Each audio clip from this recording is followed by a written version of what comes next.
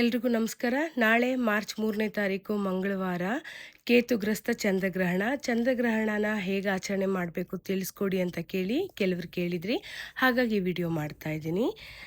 ನಾಳೆ ಚಂದ್ರಗ್ರಹಣನ ಹೇಗೆ ಆಚರಣೆ ಮಾಡಬೇಕಂದ್ರೆ ಮಧ್ಯಾಹ್ನ 12 ಗಂಟೆ ಒಳಗಡೆ ಊಟ ಮಾಡ್ಕೊಳ್ಳಿ. ಮಕ್ಕಳಿಗೂ ಕೂಡ ಬೇಗನೆ ತಿನ್ನಿಸ್ಬಿಡಿ. ಒಂದು ವೇಳೆ ಚಿಕ್ಕ ಮಕ್ಕಳಾಗಿದ್ದರೆ 1 ಗಂಟೆ ಮಕ್ಕಳಿಗೆ ಊಟ ಮಾಡಿಸ್ಕೊಳ್ಳಿ. ಹಾಗೆ ಗ್ರಹಣ ಇರೋದ್ರಿಂದ ನಾಳೆ ಎಷ್ಟು ಬೇಕೋ ಅಷ್ಟು ಮಾತ್ರ ಅಡುಗೆನ ಮಾಡ್ಕೊಳ್ಳಿ. ಒಂದು ವೇಳೆ ಗರ್ಭಿಣಿರು ಮಕ್ಕಳು ತುಂಬ ಹೊತ್ತು ಉಪವಾಸ ಇರಲ್ಲ, ಅವ್ರ ಕೈಲಿ ಏನೂ ತಿಂದಿರ ಇರೋಕ್ಕಾಗೋದಿಲ್ಲ ಅನ್ನೋ ಹಾಗಿದ್ರೆ ಅವರಿಗೆ ಹಾಲು ಹಣ್ಣನ್ನ ಕೊಡಿ. ಸಾಧ್ಯ ಆಗೋ ಮಟ್ಟಿಗೆ ತಿಂದೇ ಇದ್ದರೆ ತುಂಬ ಒಳ್ಳೆಯದು. ಇರೋದಕ್ಕಾಗೋದೇ ಇಲ್ಲ ಅನ್ನೋಂಥವ್ರು ಹಾಲು ಹಣ್ಣನ್ನು ತಗೋಬೋದು. ಹಾಗೆ ಮಿಕ್ಕಿರುವಂಥ ಆಹಾರ ಪದಾರ್ಥಗಳೇನಿದೆ ಅದೇನನ್ನು ಕೂಡ ನೀವು ಚಂದ್ರಗ್ರಹಣ ಸಮಯದಲ್ಲಿರ್ಬೋದು ಅಥವಾ ಚಂದ್ರಗ್ರಹಣ ಬಿಟ್ಟ ಮೇಲೂ ಕೂಡ ನೀವು ತಿನ್ನೋಕ್ಕೆ ಹೋಗಬೇಡಿ. ಹಾಗೆ ಮನೆಯಲ್ಲಿ ನಾವು ಸೇವಿಸುವಂಥ ಆಹಾರ ಪದಾರ್ಥಗಳು ನೀರಿರ್ಬೋದು, ಬೇಳೆ, ಹಾಗೆ ತುಪ್ಪ, ಎಣ್ಣೆ ಈ ಥರ ಏನೇ ಇತ್ತು ಅಂದರೆ ಪ್ರತಿ ಆಹಾರಕ್ಕೂ ಕೂಡ ದರ್ಬೇನ ಹಾಕಿ ಇಡಿ. ಗ್ರಹಣದ ಸಮಯ ನಾಳೆ ಆರಂಭ ಆಗ್ತಾ ಇರೋದು 3 ಗಂಟೆ 18 ನಿಮಿಷಕ್ಕೆ. ಗ್ರಹಣ ಮಧ್ಯಕಾಲ 5:33 ಸಂಜೆ. ಗ್ರಹಣ ಮೋಕ್ಷ ಕಾಲ ಸಂಜೆ 6:48 ನಿಮಿಷಕ್ಕೆ.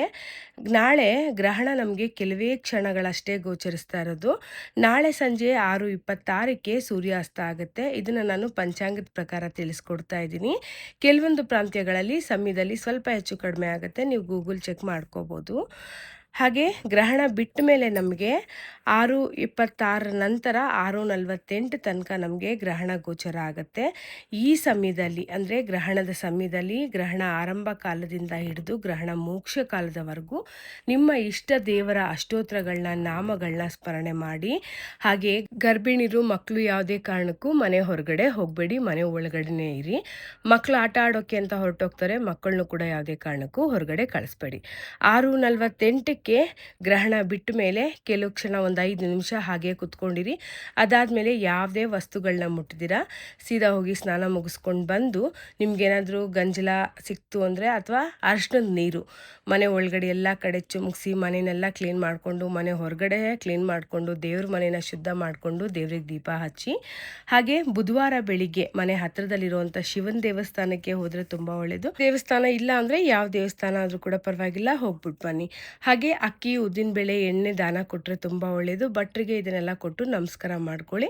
ಒಂದು ವೇಳೆ ನಿಮ್ಮ ರಾಶಿಗೆ ಅನುಗುಣವಾಗಿ ಯಾವ ಧಾನ್ಯ ಬಂದಿದೆ ಆ ಧಾನ್ಯನ ಕೊಟ್ಟು ಕೂಡ ನೀವು ನಮಸ್ಕಾರ ಮಾಡ್ಕೋಬೋದು.